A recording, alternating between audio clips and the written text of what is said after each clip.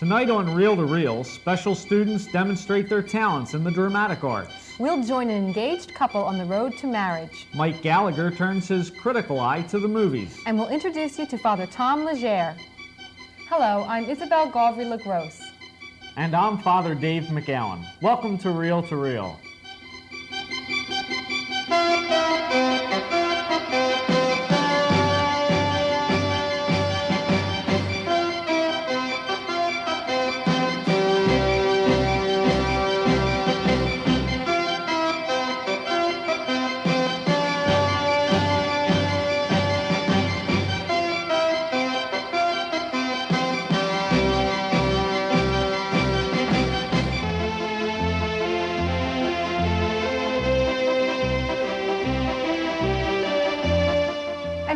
It's an exciting and hectic time. The bride and groom are faced with so many decisions about the wedding, guest list, reception. The list goes on and on. And it's also an important time because the couple's not preparing just for a single event, but for their whole lifetime. Over the past few years, there's been increased emphasis on preparing for the days that will follow the wedding. In our first story tonight, we'll follow Rosemary Kona and John Fayford as they prepare to make the most important commitment of their lives. And we came back to my house and we were watching a little television, and I gave her one gift, a pasta machine up front, and she thought that was it, and she seemed pretty happy about that. And I said, no less romantic than I wanted. I had just one more gift for you, and that's when I brought down the ring and proposed to her. John Fayford and Rosemary Kona met at a party in college. After dating for 3 years, they are engaged to be married in the Catholic Church at age 25.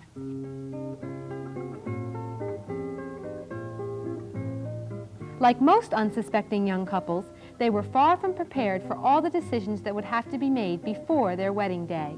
Furniture shopping. The big one. All the other ones were pretty easy, and this one we've just been trying to look at different things, see what we like. But that's really been the most time-consuming, I would say, is the furniture shopping. Preparations for the big day began more than a year before the ceremony. Rosemary had her gown selected and fitted the summer before her April wedding. There's been a lot to planning the wedding. People told us that it would start and you would be real busy in the beginning, and then it would tail off, but I think since the day we got engaged, we've been busy doing one thing or another. Seems like every week there's always another decision to be made. She looked beautiful, just like your mother did. Sometimes we get so wrapped up in the planning activities that we neglect each other sometimes, or forget to just drop that for a minute or two and talk about things that we used to talk about before we were engaged. So it does become difficult at times. When I meet with couples in pre-Cana sessions, just preparing them individually, I always say, look, especially as you get close to the wedding, you got to take time to be alone with each other without everything else impinging upon you, because you want that level of closeness as you go into your marriage. Because the whole reason is not to have a good wedding, but to have a good marriage. And in order to maintain a balanced perspective during the engagement, many Catholic dioceses require couples to participate in premarital instruction. As coordinator of premarital instruction in the Camden Diocese, Sister Dolores Clerico recognizes that pre-Cana classes have not always been successful. Originally, pre-Cana was generally led by primarily one priest, who would speak to a large number of couples in a rather lecture type of format. So the couples came in, they heard a lecture, there was a minimal amount of discussion or dialogue, even between the partners themselves. I don't know that we took seriously enough the importance of the role of married people in the Church before Vatican II. Since that time, we've taken a much more serious look at that and the vital part that marriage, the life of married people, is in the Church today. We've seen how that, too, is this very real sign of God's presence and God's love. While most pre-Cana classes have been updated to allow for greater dialogue between couples today, Engaged Encounter is fast becoming a popular alternative. A weekend-long retreat, Engaged Encounter is led by a team, which includes not only a priest, but also married couples who can share valuable insights born of experience. We believe in marriage, and that's why we're here. The thing about Engaged Encounter is you want the engaged couples to begin to reflect and to communicate in their own life on important issues relative to marriage. And what triggers off the depth of their reflection is the sharing by the teen couples. Engaged Encounter could be considered preventative in that it is designed to give couples practical skills for married life, as well as a spiritual foundation on which to build their relationship. The honest dialogue between couples can strengthen their commitment or point out trouble spots. It certainly isn't unusual for a couple to decide after a weekend that they feel they should postpone the wedding or maybe even put it off altogether. It certainly isn't happening every time we do a weekend, but it would happen several times within a year. Anybody home? I think we decided on the Engaged Encounter weekend just because we really thought that it would be better and for us and strengthen our relationship. And I guess the things that I'm looking for from this encounter are time alone. I think I'm looking for somebody to maybe show us ways to open up to one another, maybe to pose a lot of problems or some difficulties that we may encounter in the future, and I guess in general, give us guidelines how to deal with any problems that we may come up with.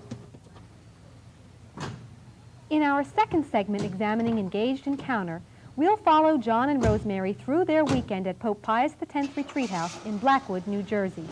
We'll see what they discover about themselves, their relationship, and the commitment they are about to make.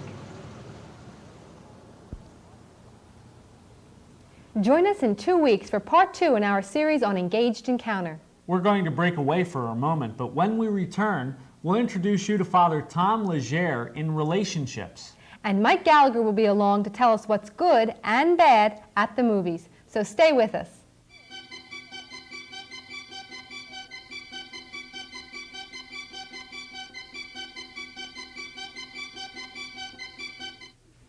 Pope John Paul II has praised the Catholic press for its truth and witnessing to the faith. Support both the Catholic press and education by subscribing to the Catholic Standard and Times.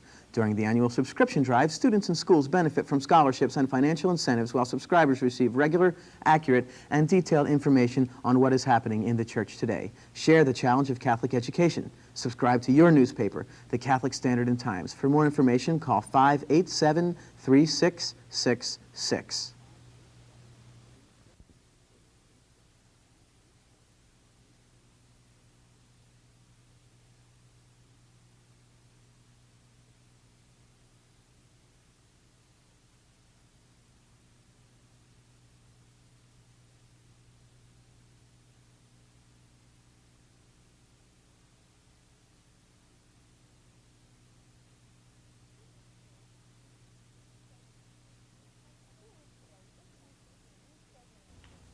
A few weeks ago, we introduced you to a new segment on Reel to Reel called Relationships with Dr. Richard Fitzgibbons. And judging from your cards and letters, his advice has been helpful. Well, tonight we'd like to introduce you to a new member of our relationship series. He's Father Tom Legere from St. Francis de Sales Parish in Barrington, New Jersey, and his specialty is our relationships with God. Greetings in the Lord. My name is Father Tom Legere, and it will be my privilege on Reel to Reel to be exploring along with you various dimensions of our relationship with God. What it means to be in relationship to a living and unconditionally loving God. We begin our journey to God, interestingly enough, with the development of a good, healthy sense of ego. Now that comes as somewhat of a surprise to many people because we have often been led to believe that the ego is in opposition to the spiritual nature of who we are. But the fact of the matter is the ego only becomes a problem when it tries to be the center of the personality, or worse yet, the center of the universe. No, we have nothing at all to fear about fully developing our own personhood. But it is true that the ego, as important as it is, does indeed represent just the tip of the iceberg of the human personality. 9/10 of who we are lies deep within.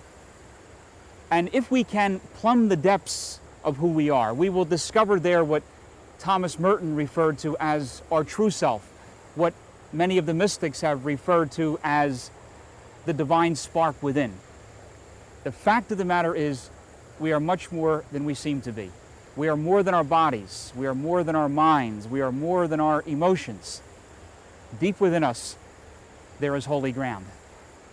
And the spiritual journey is all about discovering that amazingly graceful truth that the kingdom of heaven lies deep within us all.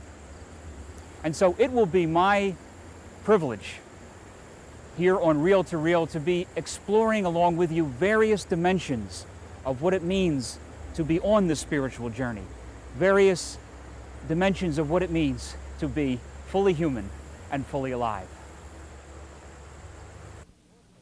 Father Tom Leger will be back in a few weeks with more thoughts on our relationship with the Lord. But now let's join Mike Gallagher, who has some thoughts on current movies.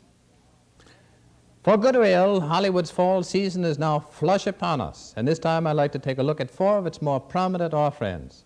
First, Clint Eastwood's Tightrope. Eastwood tends to alternate his films with a vulnerable and an invulnerable hero. And the latter, the hero, is almost always a police detective who, whatever he happens to be called, and whatever city he happens to be plying his trade, is in all essentials the immortal Dirty Harry of the San Francisco Police Department. However, Eastwood's latest Tightrope is a curious combination of the two genres, Dirty Harry as vulnerable.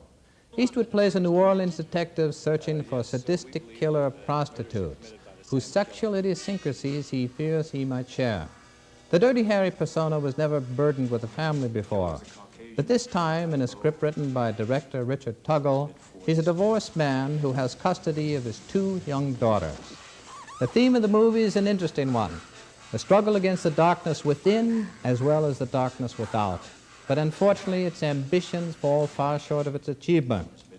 This, despite a good performance from Eastwood and also from Genevieve Bujold, in a role, however, that remains ill-defined.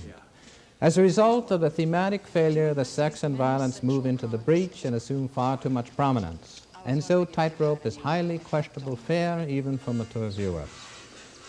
Flashpoint stars Treat Williams and Chris Christopherson as two old buddies who are Border Patrol officers in a remote part of Texas.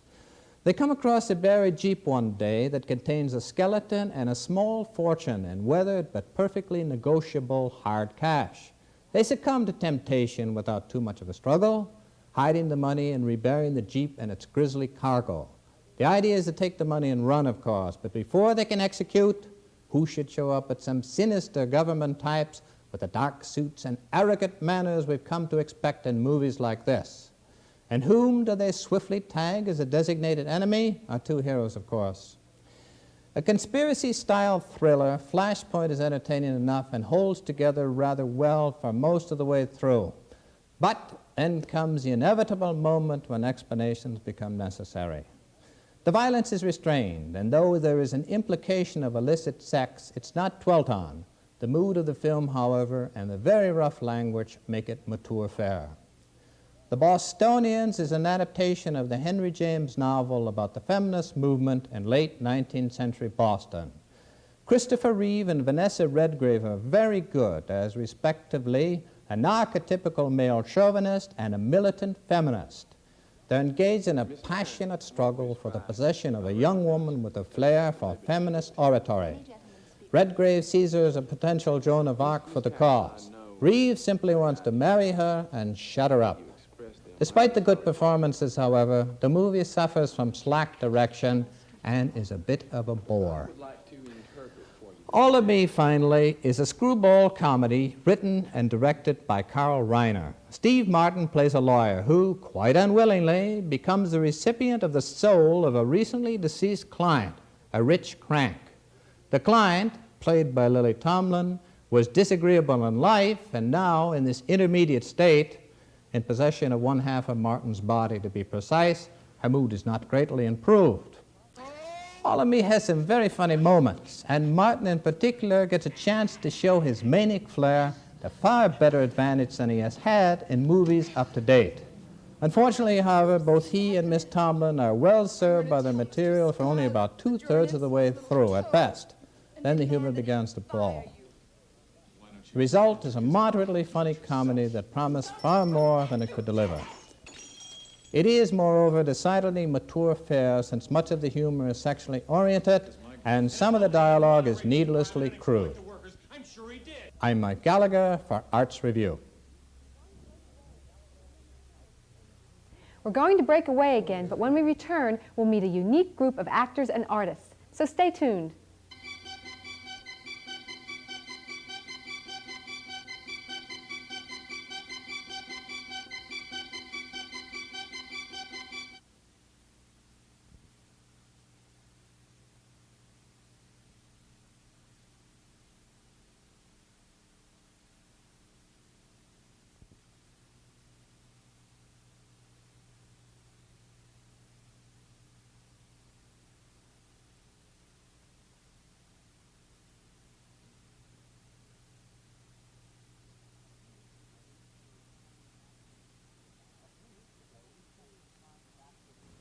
A few weeks ago, we spent some time with actress Charita Bauer, who suffered a serious handicap in the midst of her successful career. Well, from your letters and cards, you've indicated that you really liked that program. Tonight, we're going to take you to Washington, D.C. for a story in a similar vein. We're going to introduce you to a group of budding young artists who have refused to let their handicaps impede their artistic expression.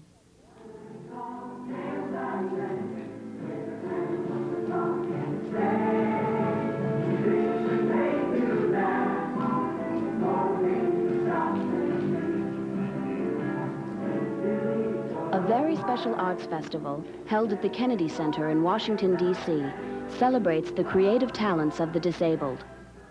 Today and in the next few days, we will see how the arts erase the barriers of isolation for disabled children in our society.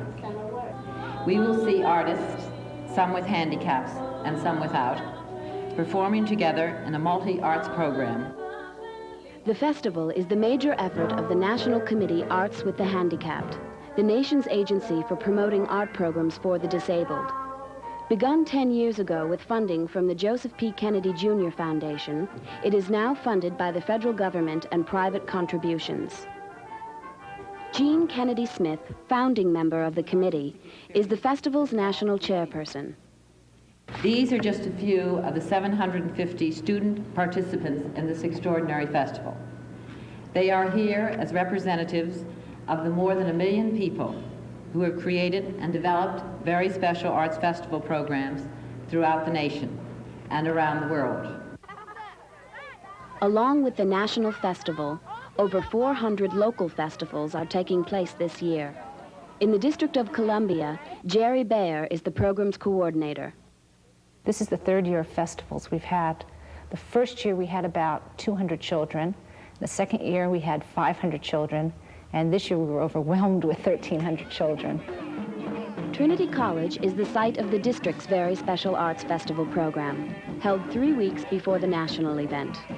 The very first 2 years we did this, we had some problems. Some of the parents were very hesitant about sending their regular, so-called regular children to the festival. They were afraid they were going to see children who were ugly and deformed. And when they came and they saw how the children overcame their handicaps by doing these activities, we've just tripled in size.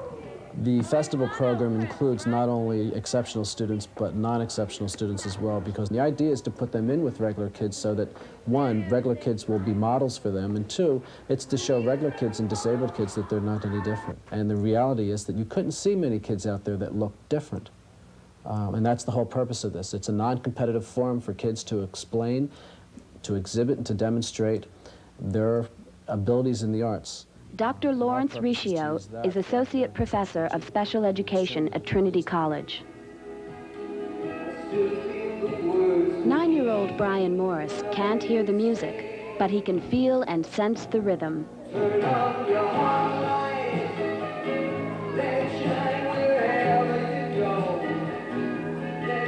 Brian represents his school at the festival.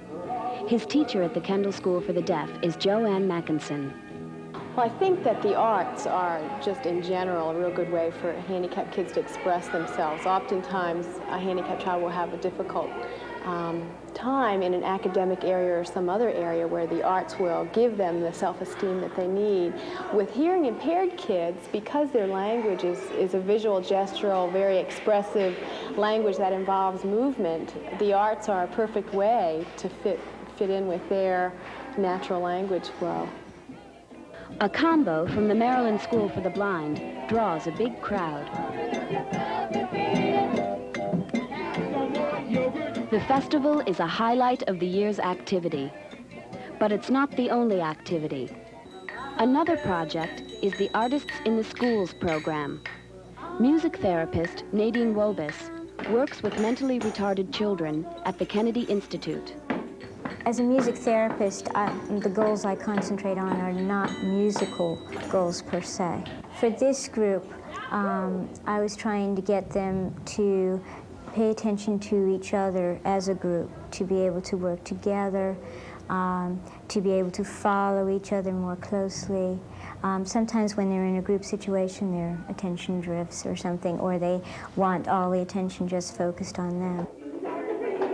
We did a lot of creative type things where I tried to get them to think creatively, to think of new movements, to think of, like with Thriller, how would a monster move? At the National Festival, representatives from 50 states share and honor each other's accomplishments. Our arts festival started 10 years ago from the Kennedy Center. It is for all children with disabilities. It's really important for them because very often they are isolated, and anything that brings them into the mainstream of our lives is very important to them. Secondly, they're very dependent, very often, on other people to do things for them. This is for a long lifetime a very debilitating situation. In the arts, they can be independent. They can make their own choices on color, making a picture. It's theirs, it's unique, it's creative. It's strictly theirs. 3, it's not competitive in any way. It's not who's going to get, it's not who has the prettier picture or who. It is a self-expression. It's their own way of giving us a gift. And I think it's to broaden their horizons and also to show that these children are quite remarkable and can do anything, given the chance. One such person is deaf high schooler Terry Lean Thoreau, winner of the first Young Playwrights Festival competition. Required to dramatize an aspect of disability in our society, her winning play is called Imagine. Low, low, low. Baby, watch where you're going. The young author draws a parallel between being deaf and being imprisoned, the isolation and the frustration. Hollywood actor George Siegel joins the cast for this premiere production. Hello, I'm selling Avon. Oh, why are you handing me this? I can't hear you. But if you could write it down so I can understand you. Excuse me. I'm sorry. It's happiness. Another day has gone. This is a wonderful play. Got the audience, that's all. That's what a play's got to do, is they got to grab the audience and hold them and hopefully move them, and I think we did that too.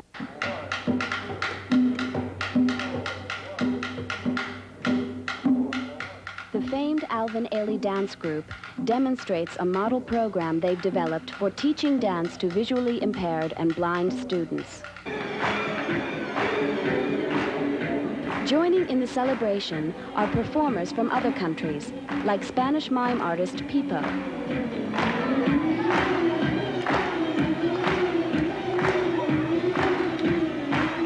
From Israel, a troupe of mentally handicapped young artists perform traditional folk dances.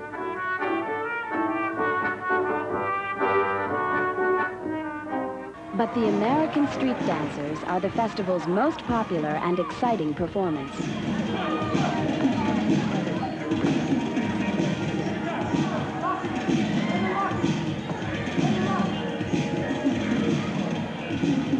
especially when Eddie Fernandez shows his skills.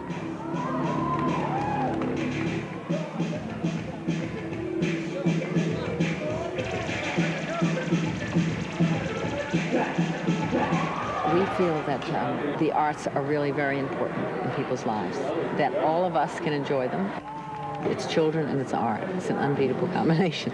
And I think it's totally Christian in its concept.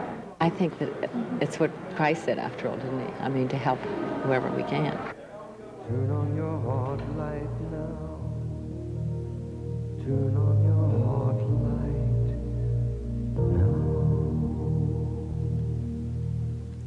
now. After a story like that, some of our own little daily frustrations seem pretty insignificant.